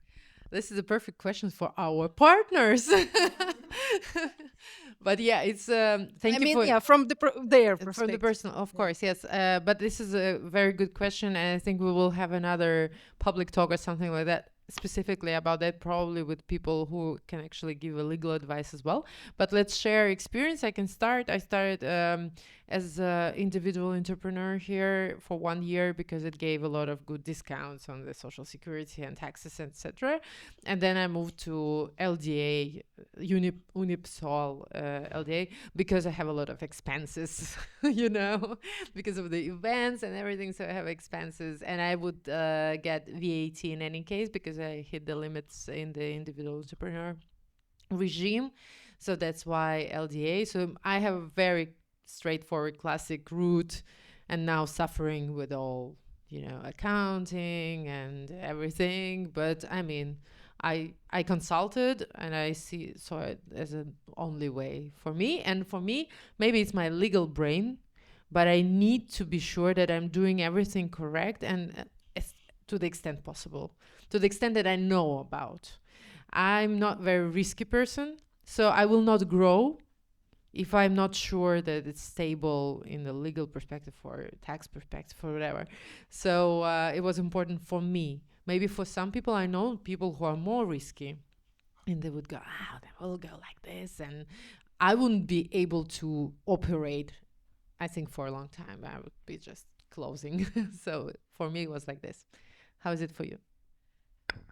I cannot contribute too much to that because coming from another European country, I think many things were easier. But my husband and I, we sold a company we had in Germany, and now all are operating at the moment as individual entrepreneurs based on the advice of our tax consultant, which I strongly advise to get one that you can trust. And then we will see from there how it goes. So I started actually like when I had a few paid ads, like the first few paid ads. I didn't have. I was not an individual entrepreneur, and after the consultation with our tax guys, we made the Recibo Verdes and all this stuff through my husband's account, so it was legal, and we paid all the taxes. But then when I started to get more clients, I have decided to open a business account as well, and now I'm working through it, but I'm just doing everything that tax guy says me to do. So I cannot tell you too much because I'm not very into. Yeah, this is the best advice, but also really, because they're our partners, but also because I checked the platform as well, the Mellow platform. If you're working only with Portuguese clients, so as a freelancer, for example, for you, Mayya, for example, if you get a client from Sweden, or Germany, and it's sometimes hard to invoice, etc., so they do it for you. Basically, they cover this, and they're like platforms like this, so it really helps. So, Elisabetta, how is it for you? I'm also have an activity as individual person with a consulting activity open. One thing that I can advise is getting the tax consultant, and also try to learn as much as you can by your own, because by my very personal experience, people in the public service will not be very cooperative. It happened to me more than once that the answer was, you can go to www dot, and I said, yeah, I know how to do that. So because at least this is my opinion, you can always, and I think we should rely on specialists for whatever we need. but I don't feel safe in just blindly trust on someone. So I need to know that I'm doing whatever I can to understand anything that I can, but definitely it will not, I cannot be an expert for everything. But blindly trust someone else and not knowing how your money is being handled, for me, I'm a bit of a control freak. So yeah, this is just my experience. Thank you. This is honestly probably the most simple part of all the path. We just registered Empresa na hora. You know, it's a very funny story here in Portugal. If you are going and registering a company like in 1 hour, 1 day actually, or it takes like a week in our case, but There is some balance, you know, residence permit in 2 weeks. yeah. An hora, but which hora? when this hour happens. And it's very funny. You have a list of companies that are kind of pre-owned, pre-registered, and you just need to tick a box in front of the name of the company.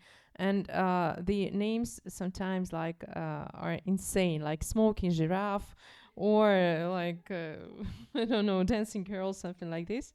Yeah, so we just found the name that matches business a little bit, like Burgo Aromatico, like Aromatico. We decided that it's aroma, and that's it. Just applied to that Tony. He filed all the documents, and that's it. Yeah, sounds easy. Yeah.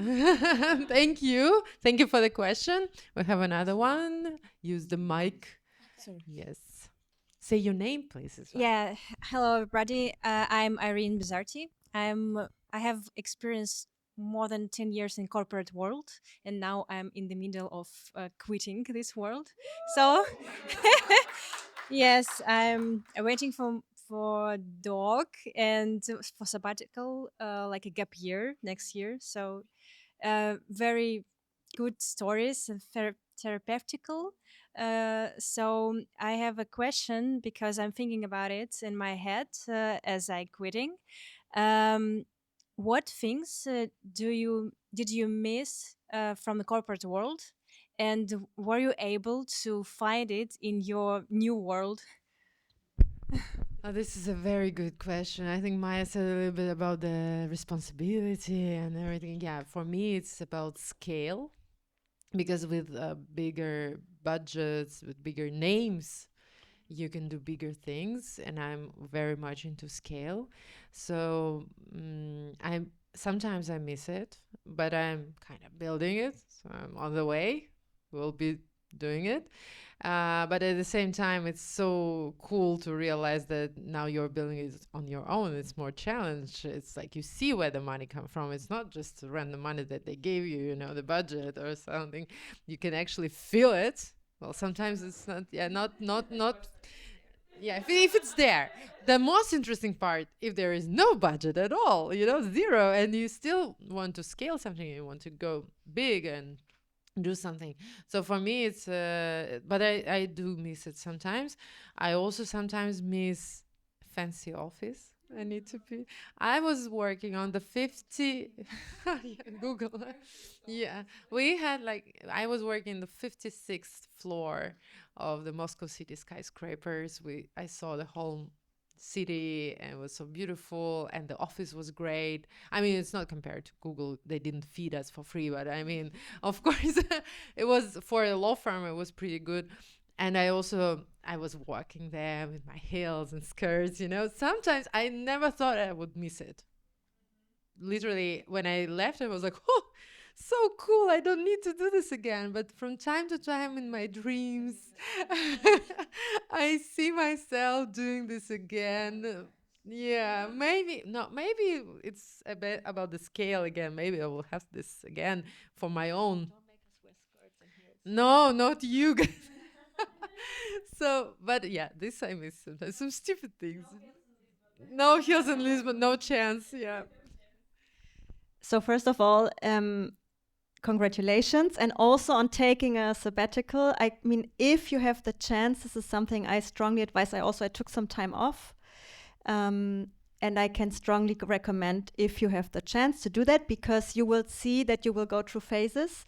And this was one of the best experiences for me, learning to trust myself. You know, the beginning, you're still in the hamster wheel and checking the to-do list and like on steroids, what am I doing now? And then we were going on holidays, and I was like, I'm going to do this and this and this and this during my holidays. And my husband was, oh, you just relax. And I was like, no, I need to use my time. We went to Brazil. I didn't want to do anything. I laid on the beach. I read. I was not, and then I was scared that I would not come out of this. What if I like this so much that I will never want to work again in my life? But it came back, you know, and this like going through phases, and your body or your mind knows what you need at what moment, and trusting that. And my coach said, things don't grow faster if you pull on them, you know, so some things need their time. So congratulations on doing that. I think it's the best decision. What I miss, apart from the food at the office, which now my husband is trying to mimic, and he's doing a very good job, but still, the team, the people. So I'm a people person. I had a great team, great colleagues, and I miss working in a team and having someone to ask if I, you know, consult and brainstorm. This is something I miss, and I try to get this through communities like Ladies Who Talk or other communities that I'm in. It's not exactly the same, but it's good.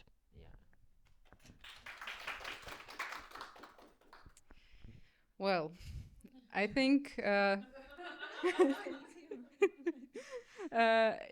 actually is an easy one, because I was thinking about it lately, and the main thing I miss is the structure. Maybe it's because I am a lawyer. I used to be a lawyer, but the way people communicate with each other in corporate world, it's good for me. I like this. I like that you cannot ghost someone, you know, when you're texting, or not reply, for example, or reply in a rude way. You have the standards you're working with. And now when I'm working with people, much more than I ever used to work with people. Yes, and it seems so wild to me sometimes. Like, I mean, we were in the middle of discussion. Why are you ghosting me right now? You can just text me, okay, it's not working out for me. And that's just what I usually do, that I always do. And I really hate it then people, and usually someone who have never worked in corporate, yeah, who have always been a freelancer, and it's fine. I'm not just used to it, just not used to it. And also one more thing is when you're working in a company, you're just doing your job, but when you're working for yourself, you're doing all the jobs in this world, and this is exhausting again, because you have to be a salesman, you have to pitch yourself to every new client, you have to work on your Instagram strategy, on this and that, on your taxes, on everything, and there are not so many room left for doing what you actually trying to do here. And I think I have never been working as much as I do right now when I was a lawyer. But I was an in-house lawyer. I chose it for myself in the university. I have decided I'm never going into the consulting, because I know you have probably worked for like 12 hours. Yeah, well, I knew it, so I have decided not to go there. So, yeah, that's it for me.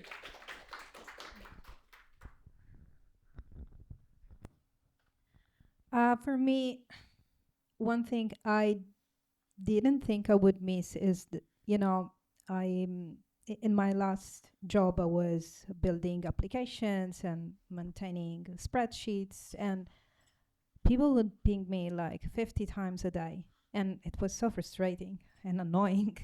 But some days I miss it, like to feel needed, wanted from somebody, to be the fixer of everything.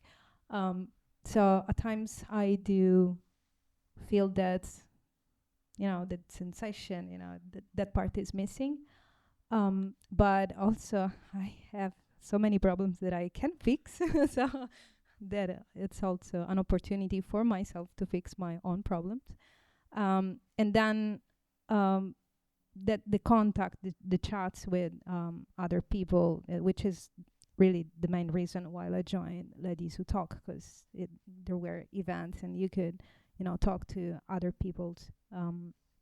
So these were the two main things, but I also feel like I relate on the structure part, because before I knew exactly how my day would look like and what task I had to do. And of course, it's not like I could choose not to do it, but I felt like ethically, it's my job, I'm paid for it, I need to do those tasks. But now it's just me versus me, I could do anything of the things that are in my agenda, but at the end of the day, I will just jeopardize my work. And of course, it's very simple. I have to do those things. But at times, it's really a struggle. I have to, I'm not going to say constantly, but often look at the task and say to myself, if you want to make this work, there is A, B, C that you have to do it. And sometimes there are some harder days where I just put myself 1 or 2 priorities. Like I will need to end my day and feel like I accomplished something easy, something that it makes me feel like I actually did something, but not having that responsibility that you have to deliver something to someone else, at least it makes you feel like you're lacking some structure, at least in my case. Thank you. So what do you miss? My neighbor. Yeah, we were working in the same skyscraper. And we but, didn't know about Yeah, we have never met before we moved to Portugal. Actually, most of all, I'm missing my team, colleagues, and Friday drinks and parties. And Well, I mean, we can provide you parties. I'm asking for dancing party for many I many know. months. We will. by the We way. are building it. You're working on it, right? Okay, no pressure. Yeah, and No pressure taken. but you could do it faster, I know. Of course. Soft a little bit. Yeah, and when I'm talking about the community, I mean the entire projects that we had, because working as a consultant, you're always working with the top managers, with the best teams from the client's perspective, and it's like a regular communication with the people with the high IQ, with the high knowledge, very knowledgeable, very culturally developed, and it's so interesting. I mean, you're always surrounded by super cool people, like if you're joining Ladies Who Talk, of course. It's the same here, so I found the same vibe here. And this is probably the most important part for me. But again, I probably also need a coach or a therapist, because I don't have any. And I have an unpopular advice, one more. You didn't ask, but I should. But I have to ask. But why are you taking sabbatical? Did you decide what for? Just for yourself. It's not necessarily to answer me, just to have a response inside yourself. Because if you take it for actions, then you have to do these actions. If you are taking it for the to go to the beach, to read books, and I don't know, to enjoy nice cocktails everywhere, then this is also a plan. But you sounded like you have taken it for the action, for the next life, for the next career turn. Actually, I don't know. Well, take some time. Simple, yeah. a In simple answer. In this case, you risk to lose this sabbatical. I mean, just Yeah, no, waste time, and that's it. I'm okay with it. Okay, thank you. Let's take what. Okay, we have question there. Let's do it fast, and we need to answer short. Okay, yeah, because yes or no, please. Hi, I'm Paul, and apologies if you don't understand me. I am Scottish. It can be difficult. So, I've listened to your stories, very interesting, um, very good stories. But let's look at the other side of it because you all seem to have had emotional and family support. Would you have done this if you were on your own? And that's a yes or no, yeah. Uh, I think yes, but also there is this level of maturity of your decision and everything that you go through. But I think yes, I was at the point that basically I decided, and then I was like, "Are you supporting me? Yes, no, okay, good." But yeah, probably my path would be different, but yes, I would do that.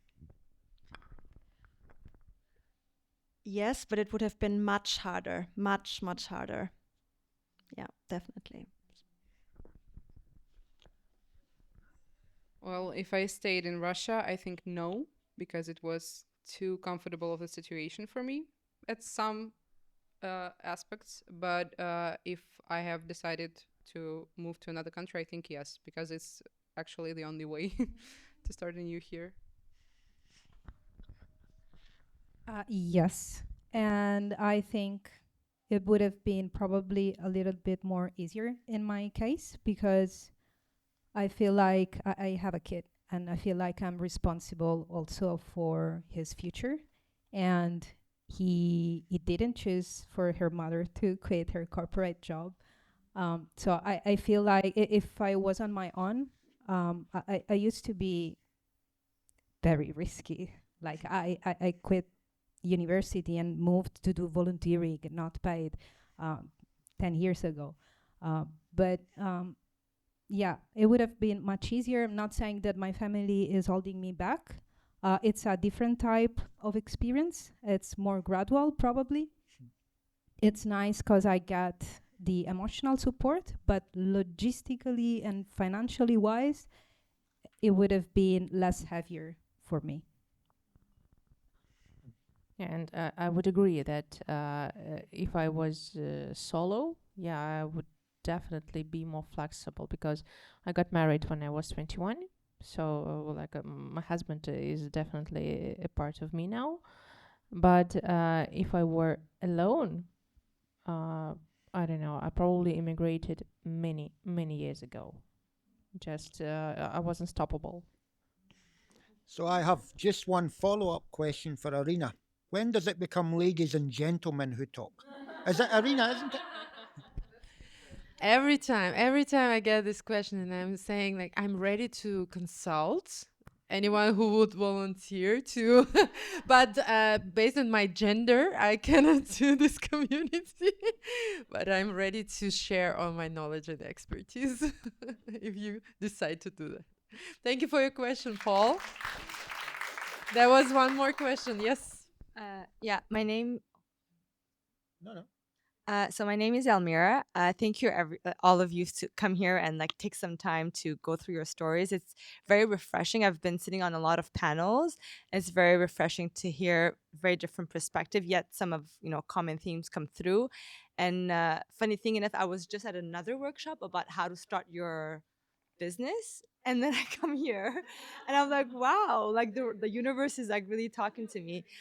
So it's very interesting, and some of the questions came through as well at the other workshop. And I guess my question is, what like what failure, like a specific one, if you can name, that you are secretly grateful for, and that helped you shape to become who you are in terms your like sense of identity. So maybe at that time it wasn't, but now secretly you're really grateful for it because it really helped you like move forward in your business or in redefining who you are, because it's a sense of identity that just shapes and changes. Such a cool question. So, what failure formed you, and you are grateful for the failure? I thought, okay, this is a therapy session, like for a year probably. But now I remembered that but maybe it's imposter syndrome as well back then. But I was not feeling as a lawyer. I was not.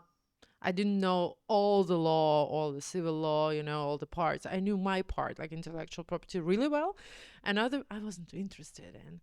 So from time to time, I went to these meetings or somewhere with awkward situations when I didn't know, and I felt really failing this kind of conversation, or not exam per se, but this feeling that you are examined by someone elder, and I think I'm really grateful to this kind of feeling of failure, that I was not a good lawyer, because probably it helped me quit easier because I know that I was a good lawyer in my part, but in general, the fact that I was not really interested in anything beside that helped me realize that I'm probably not really into this profession, which helped me. And also, now I'm having my second imposter syndrome, which is better than the first one, So you already learned how to live with this. So it's much better now. Wow, it's a very interesting question. For me, what comes to mind spontaneously is, so when I was feeling that something was not working anymore for me at Google, I tried to make it work a long time still. So, for example, I was a bit frustrated at being a mom and only then at this point working part-time. I was not able to have the impact that I wanted to have anymore, and I tried to shape my role differently and do a job sharing model, which is like two persons share the same position.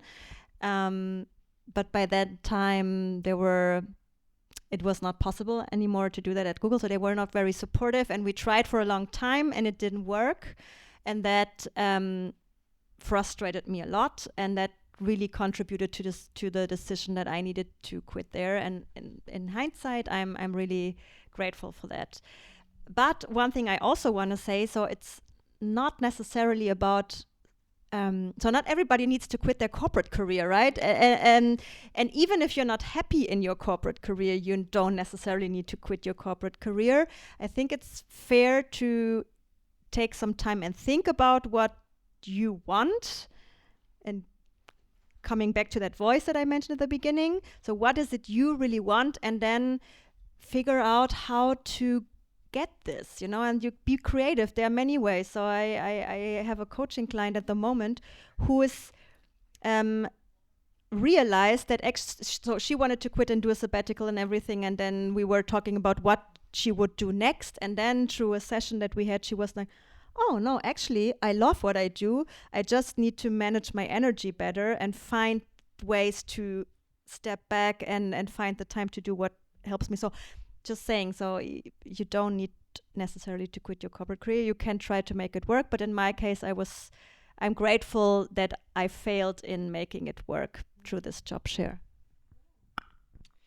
I think for me it was the fact that I wanted to get a master degree as well in corporate law, but I didn't get in, and I applied to a few European universities, and I think if I had it, I would hold to it a bit stronger.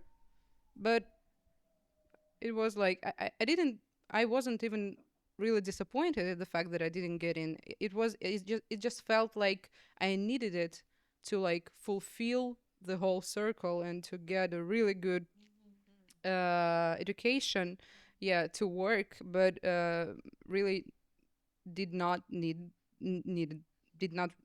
that. So I think it was good for me. Did not waste, in this case, 2 more years. For me, it was the burnout felt it like a failure. I know it's not, but it felt like I asked myself, how could I allow myself to get to this point when I have responsibility at work, at home, and I can't really say I'm grateful because it was very painful for me and my family, but I think it was necessary, because if I didn't have that burnout, I'm 99% sure I will be still in the company I was working for. I would be working 12 hours, probably making much more money than I'm making right now, but I would feel very miserable. And there's one phrase that I remind myself when I'm feeling low or having a bad day, which is something that my husband told me, is I don't care about the money. I can't stand seeing you so miserable. Like we would do anything. We will figure it out. But it did felt like a failure for me. Yeah. For me, it was when I was quitting Clifford Chance. There were two reasons.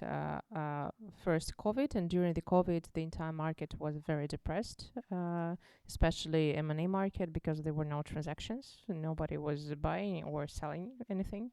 Just everything was frozen, and we like the staff reduction were coming, and we were announced that several people will be reducted, and then partners called me and told me, like, Elena, you were one of the persons who came last to our company, and unfortunately you're going to be reduced, but we'll help you with another job. We'll write all the recommendations, and they really did, and I'm really grateful for that. But at that specific moment, when you are spending a life at work, and just they're calling you via video call because it wasn't possible to meet in person. And like Elena, it's unfortunately our choice to just to reduce your position. It was a huge strike for me. It was a disaster of a moment. Just, the world crashed at this specific second. But now, sitting here almost 6 years later, it was the best decision. Thank you, guys. It was amazing, because if I weren't introduced, I would be probably now working and sleeping and living in Dubai, somewhere else, I don't know, and being still a lawyer and making my great international career. But this decision changed everything. Cool. You, Emma, I saw that you had a question. Okay, we will discuss it over coffee and croissant next week, yeah? Okay, then one last question and we will finish. Why is it good, ladies? So, one best thing that keeps you doing that? The feeling of having the agency of building the life that you really want, it's the best feeling in the world. And I remind myself when I'm feeling low every day of it, like it's a privilege to be able to do that. I think the feeling of freedom I got from this, and that stability I was trying to find in my previous job, which was not there, I am starting to feel it now in this one, because I actually feel that my degree or something else, my skills, they're not useless in a new country, and I can provide for myself anywhere I go. Yeah.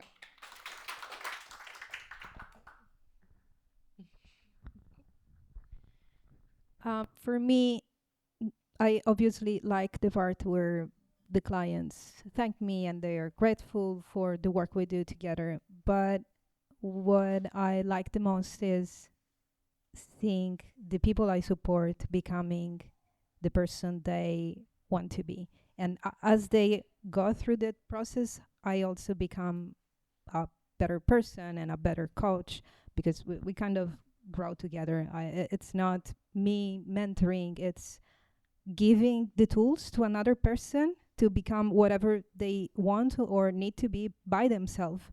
That is very rewarding, because I could not feel that feeling when I would wake up in the morning. Now I have a mission. Sometimes I accomplish, sometimes I don't, but it doesn't feel like a mission I want to give up on. I think that I can say it in a phrase: I'm impressed, because I'm impressed every day, every hour, and sometimes every single minute. Because in the corporate world, it was like this feeling, well, I know everything. It's very hard to impress me. I saw a lot, so guys, it's pretty clear. And here, it's new. new communications, new products, new sphere, new country, new me, everything new. Thank you. Yeah, for me, this is this, of course. When people come, when people share, when people smile, when people say that community supports them, gives them some kind of power and inspiration, this is what drives me, and this is why I keep doing that. Thank you so much, ladies. It was amazing. Thank you. Thank you for being so honest and open today. I knew that you have a lot of to share, but even I knew something new about you today. And thank you for coming here, for being so attentive, supportive as well, for your amazing questions. I hope you enjoyed. I hope it gives you a lot of thought to think in the spare time. Maybe it will motivate you to change something, or at least think about it. Maybe you will be as happy as you are in the same place where you are. This is also a great result. But yeah, I hope this was a good decision to come here. Thank you very much. And of course, thanks again to our partners. We will send you information about us, about partners, about ladies here, so that you can follow up if you have any questions, and just be in touch. Thank you very much.